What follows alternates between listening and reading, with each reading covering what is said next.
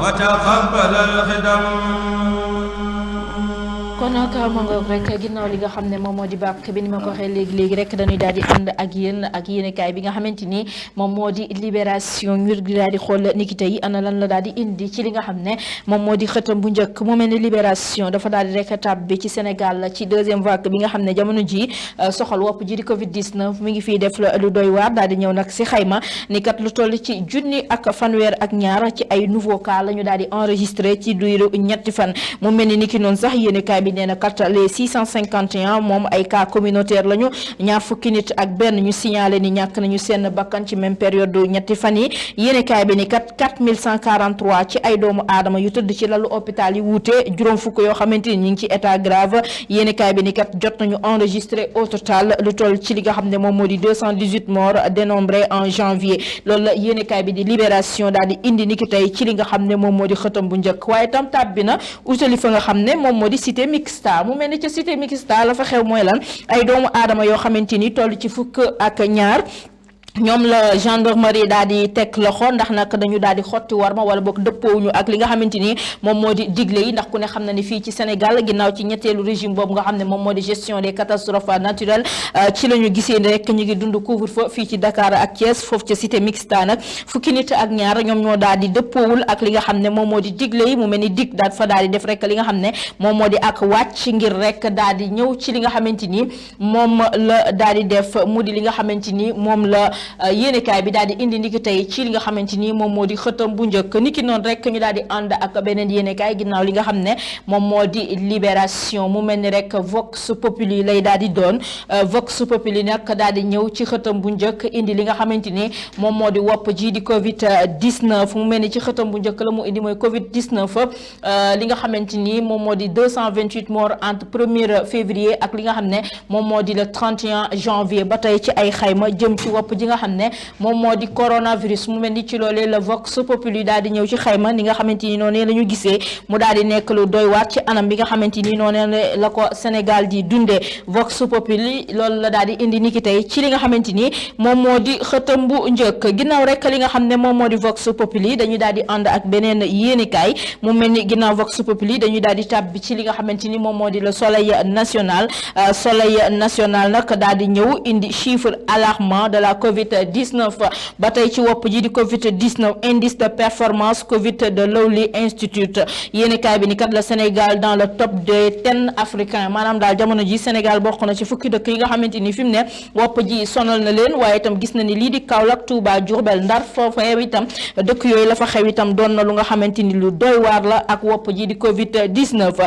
le virus coince Macky Sall loolu le Tribune yéenekaay daal di xaatim ci xëtam bu njëkk ndax nee na kat entre catastrophe sanitaire et catastrophe alimentaire loolu la yéenekaay bi daal di wax ndax nee na kat couvre-feu bi taxul rek li nga xam ne moom moo di chaîne de contamination bi daal di wàññeeku ñu ne déetawaay li nga xamante ni moom moo di les ménages fi mu ne doy na waar xiif gi nga xam ne askan wi ñu ngi koy dund ci seeni biir kër waaye itam lii di chômage technique kenn demul mu des ci jamonoy mbas mi nga xam ne moom moo di Covid 19 loolu la yéenekaay bi daal di indi ci xëtam bu njëkk laataa muy tàbb bi itam ci ki nga xamante ni moom moo di maître Khassim Touré mi nga xamante ni niki démb rek la daal di wàcc liggéey yéenekaay bi daal di ciy ñëw indi ko ci li nga xamante ni moom moo di xëtam bu njëkk waaye itam Aminata Lo nekkoon fii ministre ci jamonoy maître Abdoulaye Wade yéenekaay bi daal di fësal ni kat gàll nañu ko li nga xam ne moom moo di mandat de dépôt waaye itam lii di les informations que démente le PCA de la Sénélec mu mel ni Sénélec moom itam ñëw na daal di teggi tuuma ci lépp loo xamante ni jotoon nañu ko teg ci ndodd bërëbu liggéeykaay boobu Thierno Alassane Sall ci biir Tribune yéenekaay moom itam muy àddu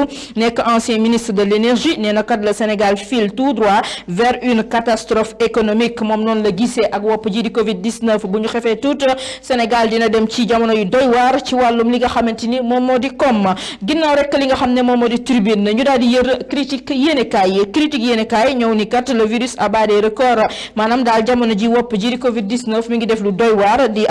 battre ay record ci biir réew mi maanaam daal jëm ci itam li nga xam ne moom moo di matuwaayu état bu Sénégal nee na kat campagne nationale de vaccination moom Abdoulaye Daouda Diallo signe le chèque mu mel ni fi mu ne biir na ci campagne boobu nga xam ne état bu Sénégal bëgg na ko door ngir rek askan bu Sénégal mën a ñàkku ngir mën a wattu li nga xam ne moom moo di seen wér-gi-yaram ci wopp ji di Covid-19. silence on meurt loolu l'évidence moo ko daal di wax ndax nag dafa jàpp ni ginnaaw wopp ji di Covid-19 mi ngi faat lii di AVC di faat lii di accident aussi di faat yooyu yëpp nekk ay mbir yoo xamante ni ñi ngi faat ci réew mi nga xamante ni moom moo di Sénégal mu mel ni nag loolu moo tax mu ni silence on meurt maanaam daal askan wi ñi ngi jeex ci anam bu doy waar loolu la yéenekaay bi daal di indi niki tey ci li nga xamante ni moom moo di xëtam bu njëkk moom l'évidence ginnaaw rek l'évidence ñu daal di ànd ak beneen yéenekaay ginnaaw l'évidence dafa mel ni rek dañuy daal di ànd ak li nga xamante ni moom moo di les échos nag daal di ñëw tey ci ñaari xibaar yu wuute ginnaaw bi mu tàbbee ci Eiffage mi nga xam ne moom moo di këru liggéeyukaay nekk foofu ca tugal ca France bi nga xam ne moo yor lépp lu jëm ci wàllum autoroute à péage fii ci Sénégal yéenekaay bi dafa daal di ñëw nag tey xëye ko ni kat fi mu ne dañu gis ni Eiffage dafa daal di installé li nga xam ne moom moo di ay panneau yoo xamante ni daal couleur France moom lañ ko daal di def mu mel ni yemu ca mu mel ni ñenn ci ñoo xamante ni seen xam-xam màcc na wala bokk nañu ko gisee jàpp na ni rafetul ñoom itam ñu daal di àddu ci lu ni mel ndax gis nañ ni kat maanaam fi mu ne nii maanaam daal ak xotti warma la jëm ci li nga xamante ni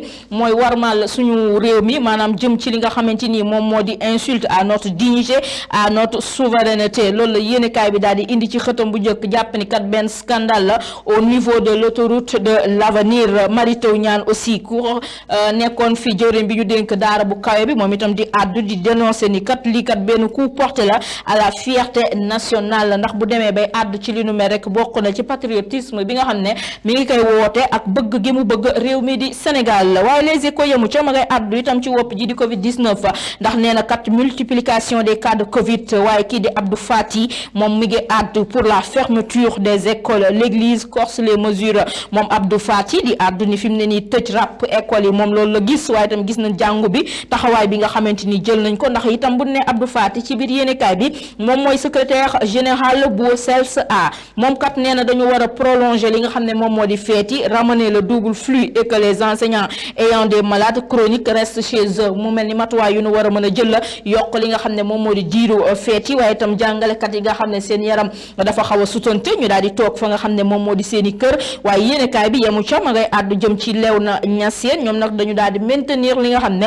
moom moo di seen gàmmu gi ñuy dëgmal ni ki fukki fan ak ñaar ci weeru mars bi nga xamante ni moom la ñu jëm le clergé mu di jàngu bi ñoom nag àddu nañu kat ba daal di fësal ni képp ku nga xam ne génn nga àdduna ci ñoom rek la ñuy digle mooy ñaar fukki nit ak juróom yoo xamante ni ñoom ñoo leen war di topp loolu la yéenekaay bi daal di indi niki tey laataa mu ni tàggee itam génn ba àdduna ki nga xamante ni moom moo di maître Khassim Touré nekk un immense avocat koo xamante ni grand médiateur lañ ko daal di tubte waaye itam di taalibe Serigne Touba mi nga xamante ni moo fi daal di génn àddina niki démb loolu la les échos daal di xëyee niki tey ci li nga xam ne moom moo di xëtam bu njëkk niki noonu ñu daal di ànd ak laas daal di ñëw bi yoon Papa Lune daal di àddu nag ci leneen loo xamante ni fii ci Dakar fu waaye tourné di nga ko gis mu di stationnement à Dakar le règne de l'anarchie maanaam daal fi mu ne Dakar pëccëxoo la ñu fi daal di gis jëm ci li nga xam ne ci anam bi ñuy gaaree oto ci dëkk bi fu waay neex gaare sa oto fu waay neex jaar mu di benn anarchie totale boo xam ne ñi ngi koy gis jëm ci wàllum stationnement fii ci Dakar loolu la laas yéenekaay daal di indi ni ki tey ci li nga xamante ni moom moo di xëtam bu njëkk waaye itam Thierno Alassane Sall mi doon addu ci situation économique bi nga xamante ni moom la Sénégal di dund mi ngi ko doon wax ni kat bu ñu xefee tuut daañu dem ci li nga xamante ni situation bu catastrophique lay doon loolu la daal di indi niki tey ci li nga xam ne moom moo di xëtam bu njëkk moom laas yéenekaay yi ginnaaw rek li nga xamante ni moom moo di laas yéenekaay yi ñu daal di ànd ak Walf Quotidien moom tey dafa daal di ñëw ci ñooñ nga xam ne ñoom la ñuy duppee ay milliardaires qui nous gouvernent maanaam daal fii ci réew mii ñu nekk Sénégal ces milliardaires qui nous gouvernent ñoo xamante ni amaana am nañu koppar bu takkoo takk doon ay milliardaires yor xaalis bu baree bari fi mu ne jàpp na ni ñoo jiite li nga xamante ni moom moo di réew mi di Sénégal loolu la Walf Quotidien daal di indi tey ci li nga xam ne moom moo di xëtam bu njëkk waaye itam laataa muy àddu di utali fa nga xamante ni moom moo di ca Sébikotane mu mel ni loolu di psychose loolu la ñuy dund jamono ji ndax nag dañu daal di gis la prison rejette des déjections en plein air maanaam daal di àddu ci 14% des enfants de moins de 5 ans atteints de maladies diarrhéiques maanaam daal loolu daal di jur ak lor foofu nga xamante ni moom moo di ca Sébikotane ci taxawaay bi nga xamante ni prison ba fa nekk def nañ ko daal di koy sànni fa nga xamante ni moom moo di ca biti loolu la Walf Quotidien daal di indi niki tey ci xëtam bu njëkk laataa ñuy ànd ak le quotidien mi àddu ci violation du couvre-feu, outrage à agent, usurpation de fonction, l'eau coule en prison. Moom soxna si mujj na dem fa nga xam ne fa la mbaxane doone benn wala boog caabi mujj na ko féete ginnaaw moom l'ancien ministre et son frère niki ëllëg lañ leen daal di jugé mu mel ni sax yéenekaay bi ñëw na ci jëm ci taarix wala boog portrait ki nga xamante ni moom moo di soxna Aminata Lo Dieng waaye niki noonu itam ci biir yéenekaay bi ma ngay tàgge ba tey maître Khassim Touré le barreau perd un ténor maanaam daal ñàkk nañu ko kàngame li nga xamante ni moom moo di le barreau loolu la yéenekaay bi daal di indi niki tey ci li nga xam ne moom moo di xëtam bu njëkk ñu daal di ond ak l'observateur moom dafa daal di ñëw ci ay ponk yu wute ginnaaw bi mu àddoo ci xew-xewu jamono comment une fille de 18 ans a été kidnappée violée pendant des jours et forcée à vendre de la drogue loolu la yéenekaay bi daal di wax ni kat ma nga xewee fa nga xamante ni moom moo di Grand Dakar benn xale bu tolloon ci fukki at ak juróom-ñett bu ñu kidnappé yakkataan ko ay fan yu yàgg a yàgg waaye itam daal di koy forcer ngir rek muy jaay li nga xamante ni moom moo di sinébar yéenekaay bi di l'observateur moo ñëw ci lu ñu mel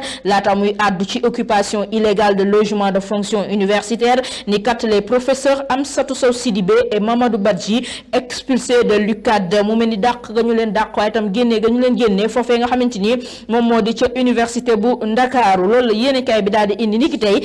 ci xëtam bu njëkk moom l'observateur ñu daal di on ak l'exclusif yéenekaay ñëw ci phase d'urgence du plan décennal de lutte contre les inondations mu mel ni rek li doonoon mbënd fii ci Sénégal ak yenn ci ay gox ak goxaat fii ci Ndakaaru ci anam bi nga xamante ni noonu la ñu ko doon dunde mu mel ni l'état à la cadence d'un fast track mu mel ni fi mu ne état bu Sénégal mu dige woon ci lu ni mel mu ngay door nag li nga xam ne moom moo di liggéey bi yéenekaay bi loolu la daal di wax moom l'exclusif mu mel ni sax la koy biral bokk na ci li nga xam ne moom moo di direct news ndax direct news noonu kat ni inondation à Kër Massar bientôt un mauvais souvenir mu mel ne bu ñu xefee tout rek askan bu Kër Massar daañu fàtte lépp lu doonoon ay lor jëm ci li nga xam ne moom moo di mbënd mi leen sonaloon ci jamono ji ñu weesu ndax jëm na kat bay fësal ni satisfecit du ministre Oumar Gueye waaye itam taxawaay bi nga xamante ni yenn ci kàngam yi nu dénk liggéey bu ni mel ña nga cay wëyal ca anam bi nga xamante ni moom mooy bigën waaye itam maître Khassim Touré yéenekaay bi direct news daal di xëy rek tey di wëyal rek ci di jëm daal di koy jaale wala bokk daal di koy tàggee li nga xam ne moom moo di askan bu Sénégal ginnaaw rek li nga xam ne moom moo di direct news ñu daal di ànd ak beneen yéenekaay ginnaaw direct news mu mel ni rek dañuy daal di ànd ak beneen yéenekaay bi nga xamante ni rek ñu daal di xool niki tey ana lan la daal di xëyee ci xëtam bu njëkk mu mel ni rek ginnaaw direct news dañ ko fay daal di yemale dafa mel ni moom mooy yéenekaay bi nga xamante ni moom moo di bu mujj tënk woon ci li nga xamante ni moom moo di maanaam seen revue des titres pàcc bi nga xam ne moom mooy bi njëkk ci seen biir revue des titres yéene pàcc bi njëkk ci seen biir émission actualité en débat